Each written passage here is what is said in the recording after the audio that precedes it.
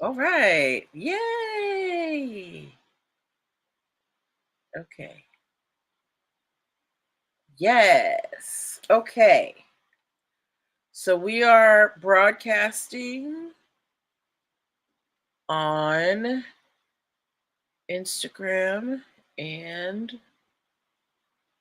uh,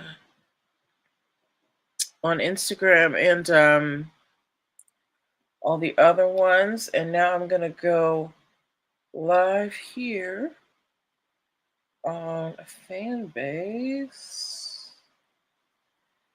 All right. Okay, here we go. We are going on all cylinders. Hello, everybody. Happy Monday. Welcome to Who's Getting Sued, brought to you by NPL Legal Dish. I'm your host, Natalie Pierre-Lewis. We're not going to waste any time, guys. We're going to get right into things. So last week, just a quick recap. We talked about a few interesting things. One of the most interesting stories from last week was the fact that Crayola Crayons has managed to trademark the smell of their crayons. And we had a whole discussion last week about, Crayola competitors and how they smell and things like that. But they've managed to, them and Play-Doh, I think, are the only two big brands I know to have successfully trademarked a smell. Okay. The other big thing that we talked about was Christian Dior, the brand, was suing an adult film star who was trying to trademark her stage name of Gigi Dior because they said, it would tarnish the brand. They didn't want to face ridicule. So they were not suing her, but they were opposing her trademark application for her business name. And the third thing that we talked about was, another week, another Kanye lawsuit. Kanye settled a lawsuit with someone whose work that he had used on his one of his albums without permission, one of many. So that was last week, but this is a new week. We have a whole new slew of stories to talk about. So buckle your belts, ladies and gentlemen. Okay. So our first story of the evening, let me share this with y'all. Okay. What am I singing?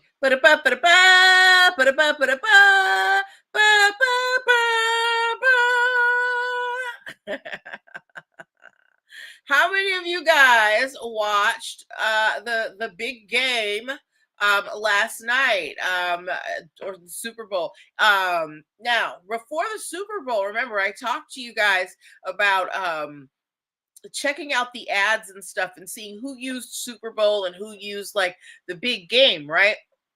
Well, how many of you guys were rooting for the Chiefs and how many were rooting for the Eagles? If you were rooting for the Eagles, give me an eagle emoji in the comments. If you were rooting for the Chiefs,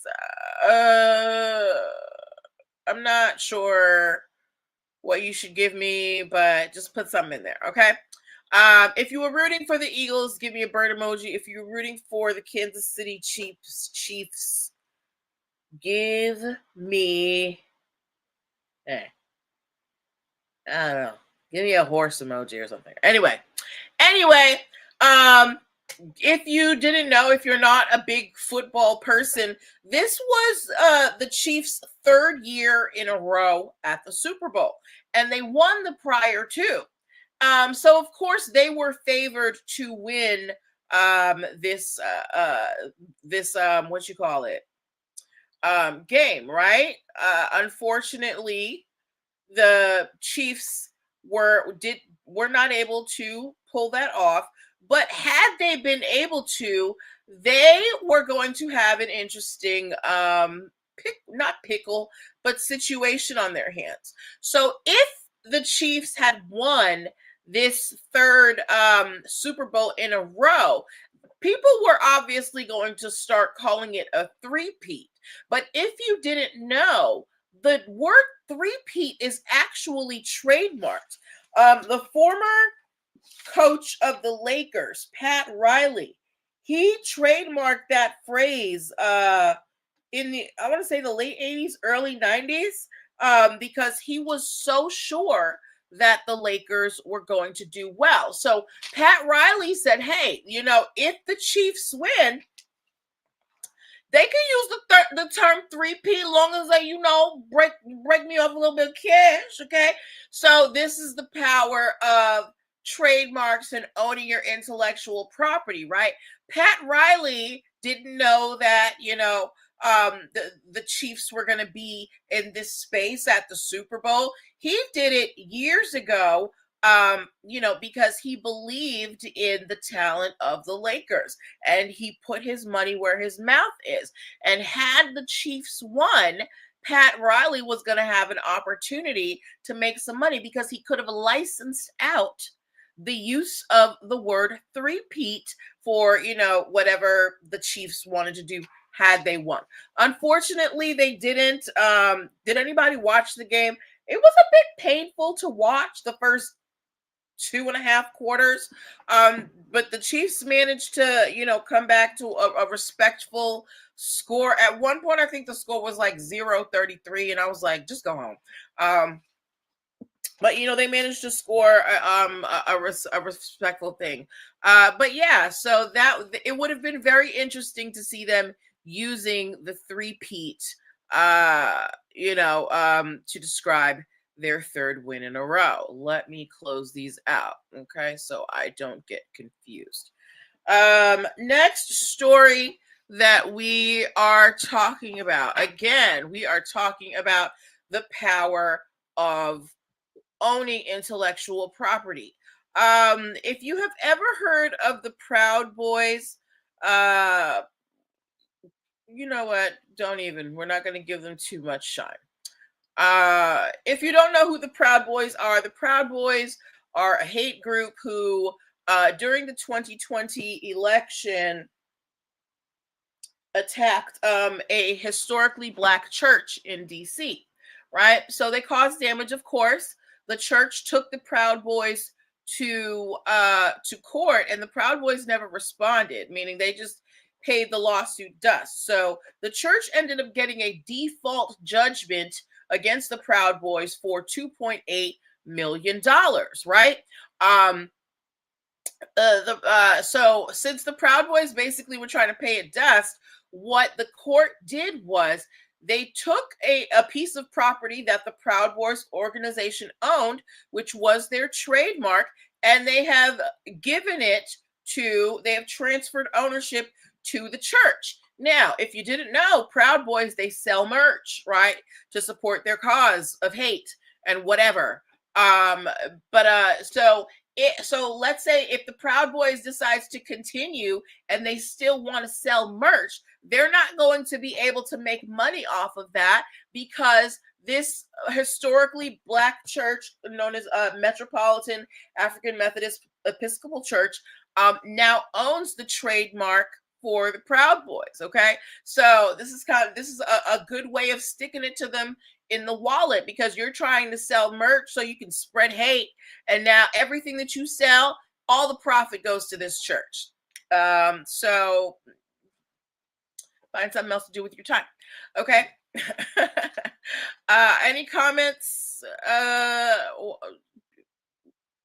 While we're here, we just finished talking about the Chiefs and how they were going to be able to use the term three-peat. And we just talked about the Proud Boys losing their trademark to a historically Black church that they had vandalized. Okay.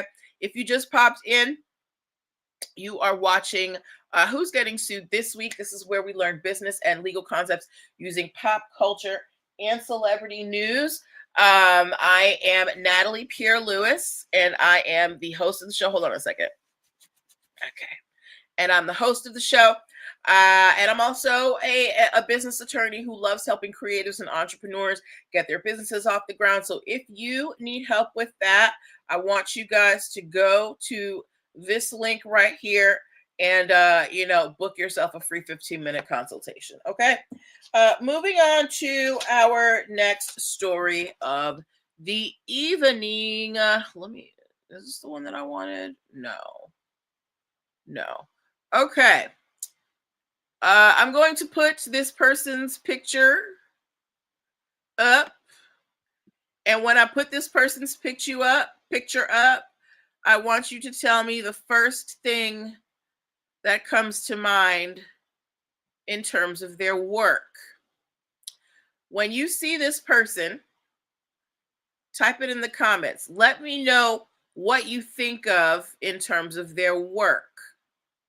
What are they known for? What are they known for? What are they known for? Don't mind me. Anyway, this is Nick Cannon. Nick Cannon is a very he's a very, what you call it? He's a great businessman. He he's a multimillionaire, lots of ideas, and one of his biggest contributions to pop culture was this comedy show Wild and Out. If you ever watched Wild and Out, if you're watching live or if you're watching the replay, please just type wild in the comments so I can have an idea. Now, I did not realize this, but Wild and Out has been on for 21 seasons, and I don't think the show is actually airing now. They now have like a live show that they do. They go from city to city. But Wild and Out was wildly successful for VH1. And if you guys remember, there was a point when Nick Cannon, Nick Cannon had some issue in the public, in the media. He had said some derogatory things, I think, about Jewish people, and it caused a whole kerfuffle. They removed him from being the host of America's Got Talent. They removed him from being the host of Wild and Out. The thing with Wild and Out is that Nick Cannon developed that show. He created and developed that show for VH1, right? And everybody was saying, oh, how it was wrong for VH1 to fire him from his own show. But that was his contract with VH1. Whatever he created for them was theirs, right?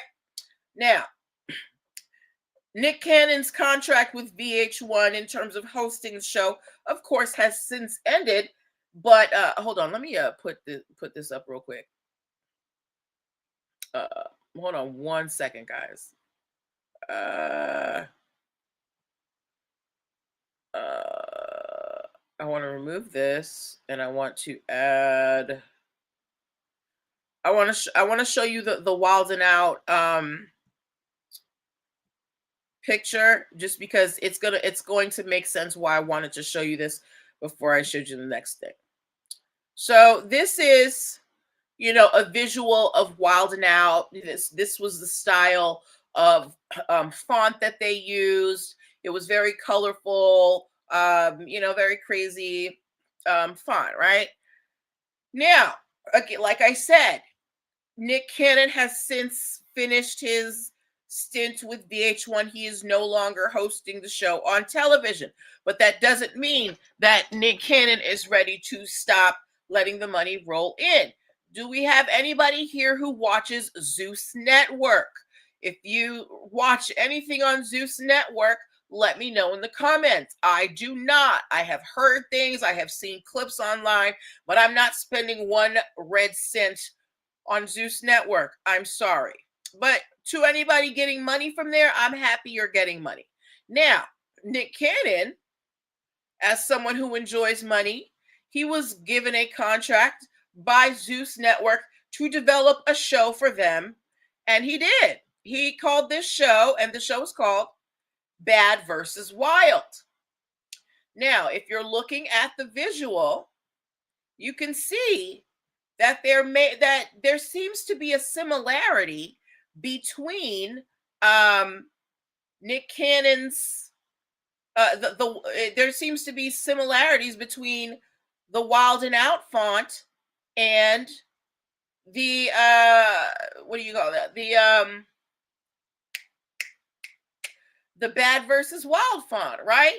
So Viacom, which owns VH1 and all of those stations, they are now suing Nick Cannon because they're saying, hey, you created this show for us.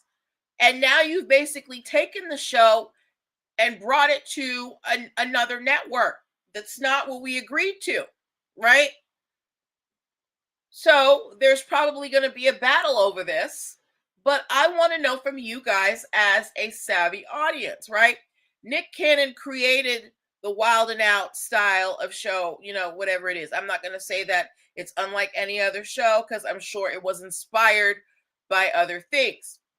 But Wild and Out is wildly successful.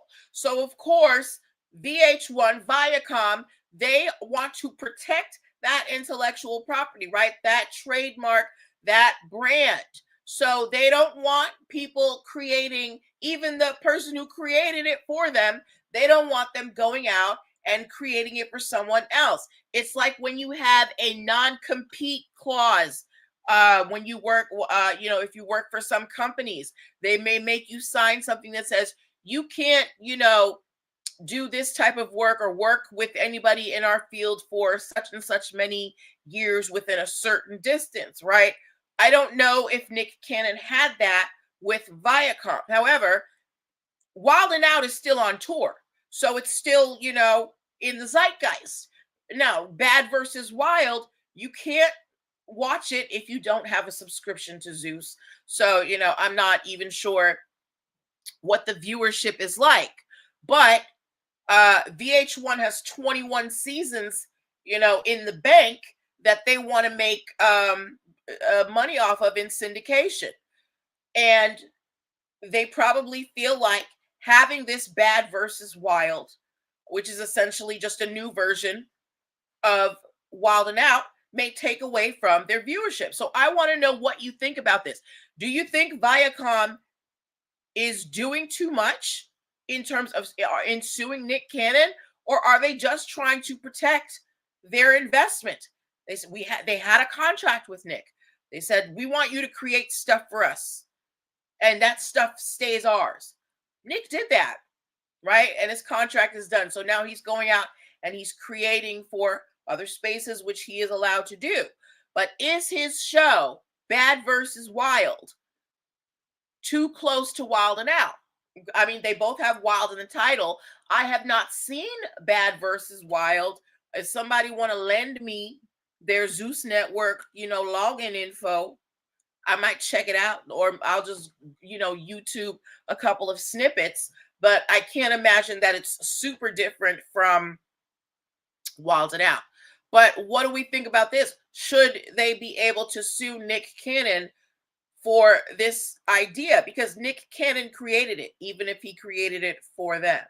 What do you guys think? Now, we're not talking what's legally right. We're talking what's, what's just, what's moral. The two aren't always the same. Okay. So let me know what you guys think about this Nick Cannon stuff. Okay. All right, let me remove this.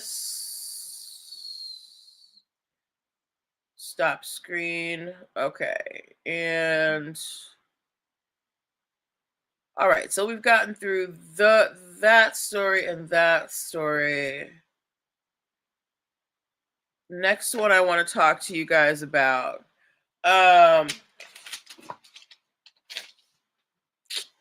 Where's the...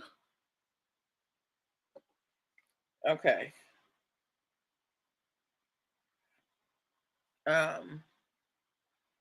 So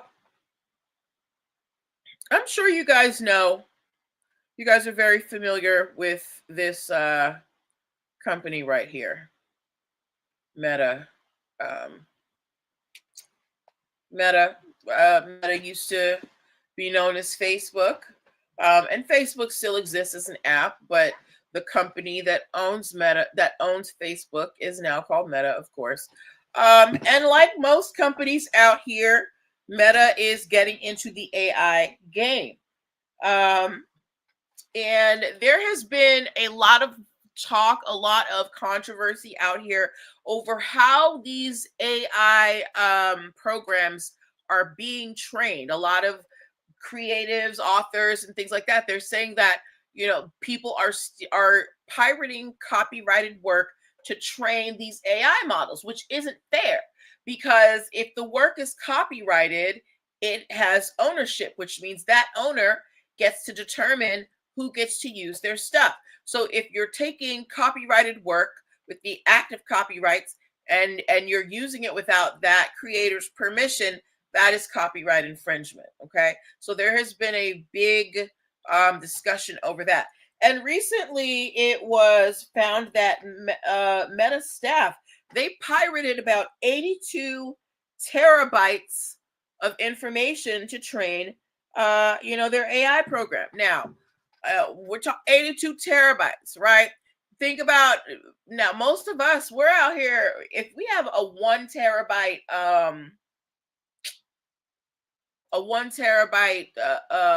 space capacity computer, that is a lot of space for one person. Now imagine 82.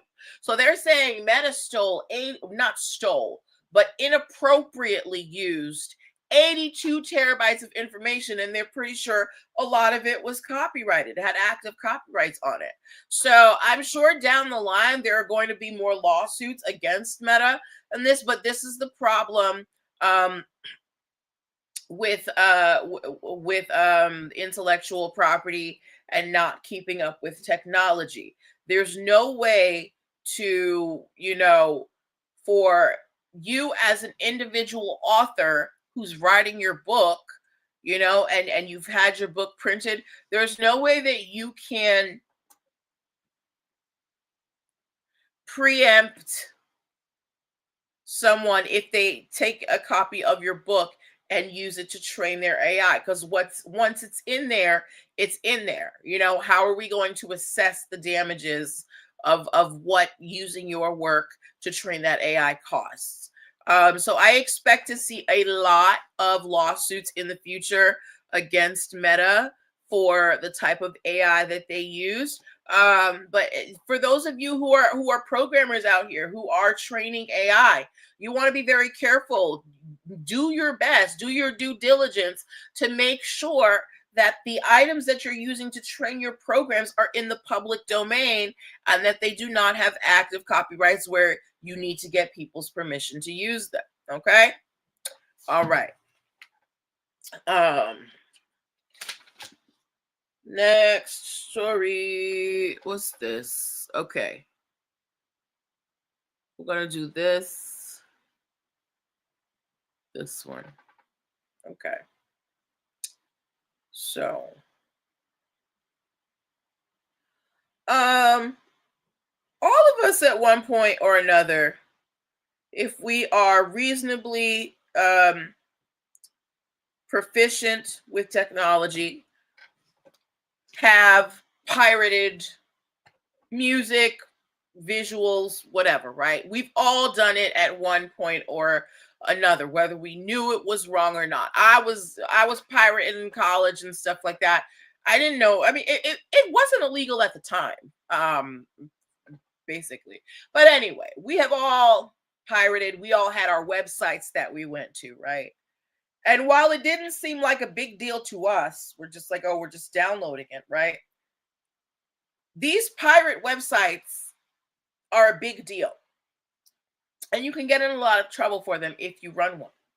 For example, this picture that I'm showing you guys right now, this is a website called Kick-Ass Torrents.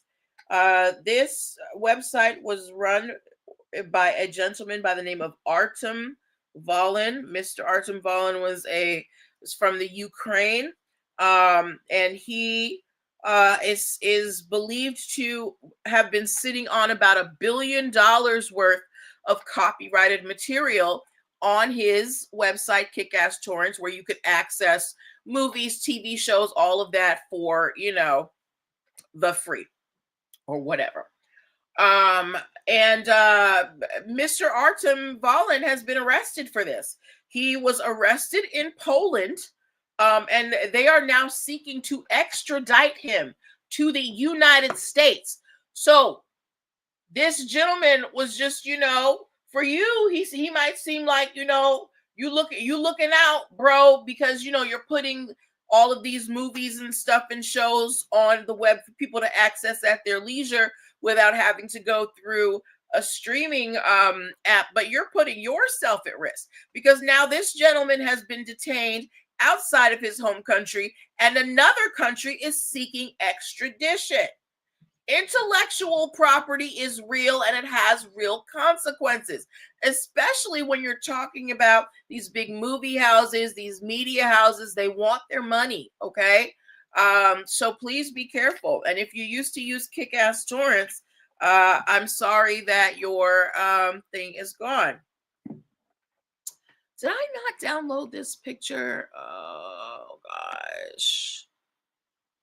Oh, I'm so mad at myself. Where is it? Okay, guys, so I have another picture that I want to show you. Give me 1 second. I just got to go into my Drive, Google Drive.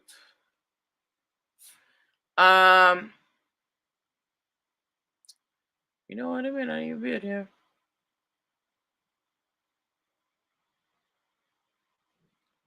Is it? No, I didn't get it up in there. Anyway, that's fine. Okay. Let me take this down. I don't have a visual for this last story, but I need y'all to use your imaginations, okay? Now, we all, if you are anywhere near my age or you are a hip hop fan, you know about Biggie Smalls, Big Papa. I love it when you call me Big Papa. Throw your hands in the air if you're a true player. I love it when you call me Big Papa. To the honeys getting money, pay your fellas like that, right? Okay, so Big Papa, Biggie Smalls, considered one of the greatest rappers of all time. He unfortunately died very, very young and in his prime. But he has never been, forgotten as one of the major influences in the hip hop game. And just like, people want merch for their favorite artists and things like that, people want Biggie Smalls merch. How many of you all have ever seen prints, like meaning like, posters or t-shirts or anything with a particular picture of Biggie Smalls where he is wearing a crown and it's like an off-kilter crown? That photo is known as King of New York. And if you didn't know, it is a copyrighted image, right? Now, apparently major retailers didn't know that this was a copyrighted image because Biggie Smalls' estate, which is run by his mother, Vanette Wallace. Biggie Smalls' real name was Charles Wallace. It's run by his mother and his widow, Faith Evans. They are suing retailers like Walmart, Nordstrom, Target, Bed Bath & Beyond, iCanvas, and Home Depot for selling unauthorized merchandise with this photo on it. So these places were selling posters, they were selling t-shirts, they were selling all sorts of merchandise that had Biggie Smalls' face on it with that iconic crown, and the Wallace estate wasn't getting any of that money. So Biggie Smalls' mother and his widow, Faith Evans, they're going after these retailers and saying, hey, run us some money. Like, I don't know if you remember, you can get a Wu-Tang t-shirt at Target, I believe, right? But I think Wu-Tang, they have a deal with Target. If you were able to get a Biggie Smalls King of New York t-shirt at Target, that was not authorized. They did not have Mama Wallace's permission to use her son's image on their merch, okay? So they are currently going after those big retailers: Target, Walmart, Nordstrom, Bed Bath & Beyond, Home Depot. Does Home Depot sell clothes? an eye canvas for selling that unauthorized picture. Now, keep in mind, Biggie Smalls' estate is valued at about $160 million. So, of course, they want to keep that money intact. They want each and every one of their dollars, especially in these days and times. Okay, we don't know what might happen.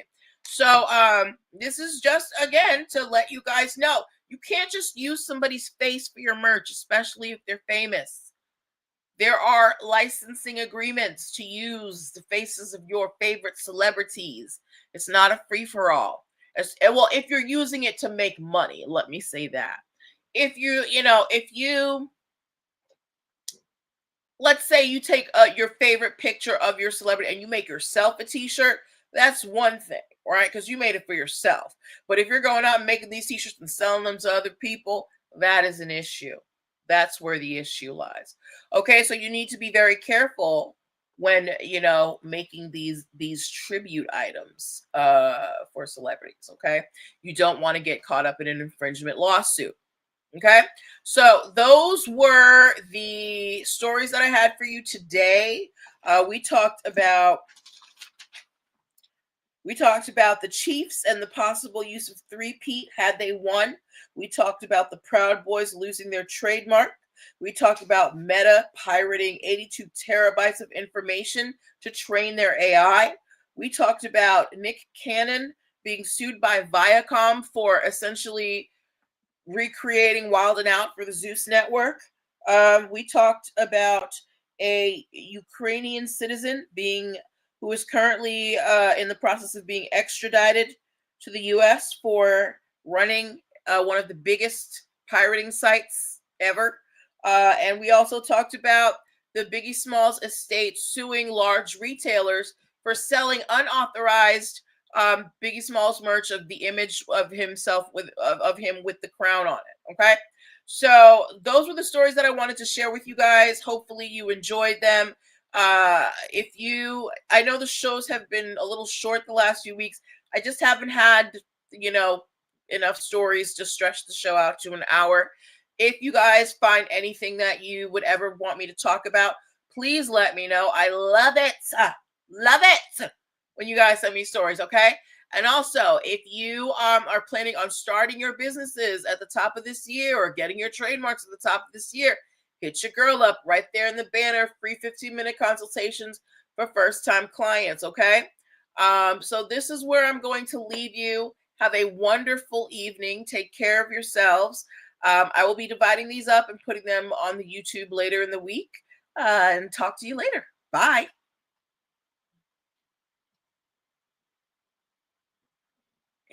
And is it ended? Okay. And